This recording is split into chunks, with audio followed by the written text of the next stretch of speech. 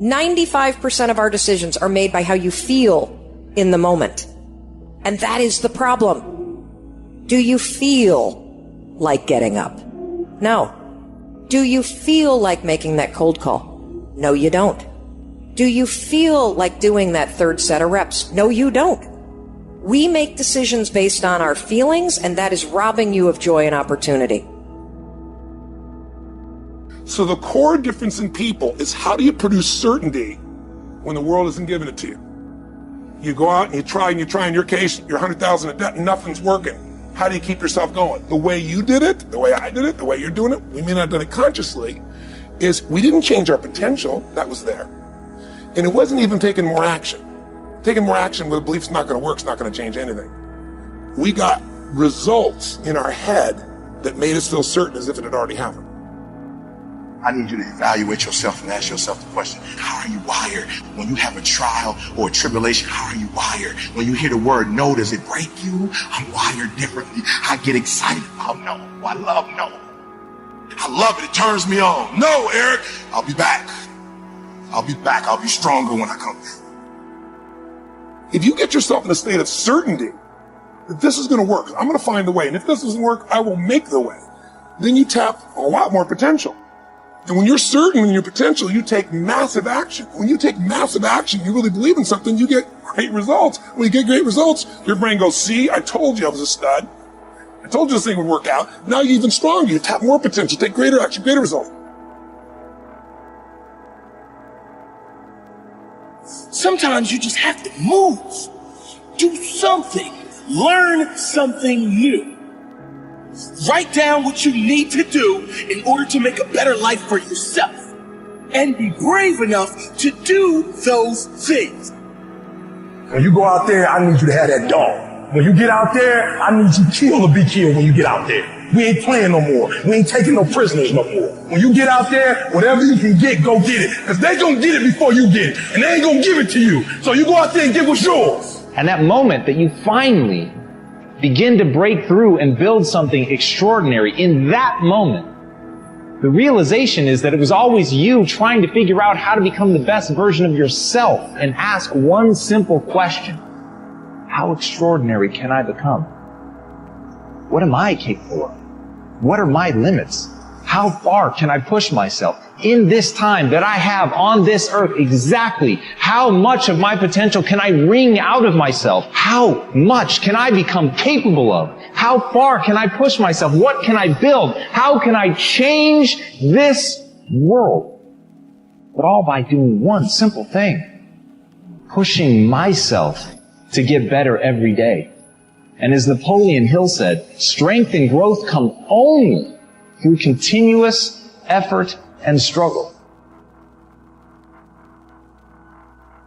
One of my first mentors said that we're the only creature on the planet that's totally disoriented in our environment. He said all the other little creatures are completely at home in their environment, but they operate with instinct. You see, it's perfect. We have been gifted with higher faculties. We have the ability to create our own environment, but we've got to understand ourselves. We don't have a soul, we are a soul.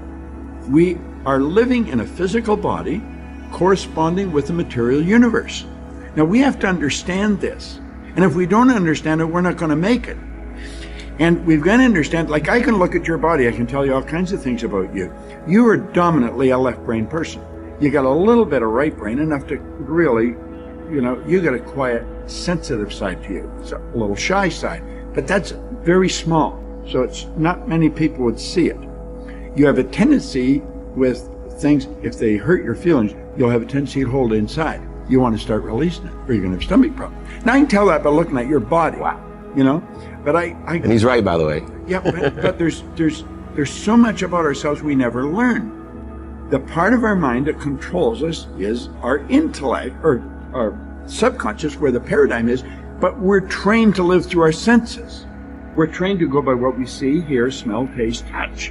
And we've got to understand that we've got this genius within us, and if we will consciously gain an awareness, an understanding of how to alter the paradigm that's controlling our behavior, when we learn that, we can start to improve life, just like that.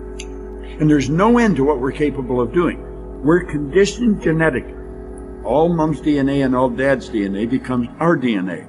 There's two particles of energy come together. That's the moment of conception. 280 days later, we make our debut on the planet. Then we're programmed by our environment. Because our subconscious mind, which is totally deductive, it has no ability to reject.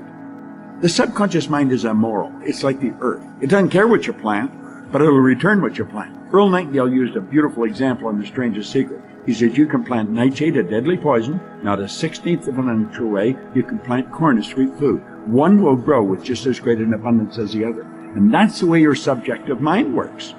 You put the wrong idea in, it will grow. Put the right idea in, it will grow. We have the ability to change what's in there. We did not program it. It was programmed through genetic history. We're the confluence of a genetic pool that goes back for generations. That's at birth, and then environmentally. And we have the ability to alter all that. Up until around 4 or 5, we're being programmed by our environment. Prior to that, it's genetic. The programming is dictating our results. When we change the results, we've got to gain an understanding that we've altered our own consciousness. But if we don't understand none of that, we will point it down to it's him, it's her, it's it, it's this, it's that. We point to something outside as the cause of what's going on inside. That's never what it is. It might have been someone that helped us shift this consciousness, but we've moved it. And if we want success, we've got to change what's inside. Right. It's essential, and it doesn't change until we do that. Live each day with integrity. Don't try and get over in life. Don't try and cheat. See, a lot of people like to try and cheat.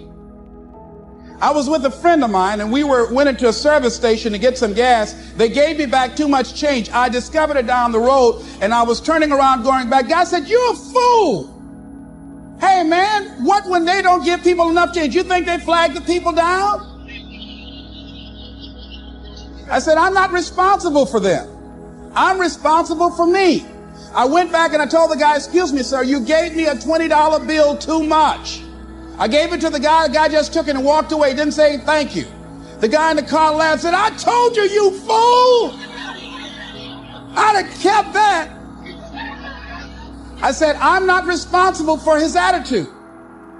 I don't care, knowing that he would not say thank you, I would still give it back to him. Because my image of myself says, hey, you don't take something that doesn't belong to you. That's the way my mother raised me. Don't try and cheat. Say, well, this little bit won't count.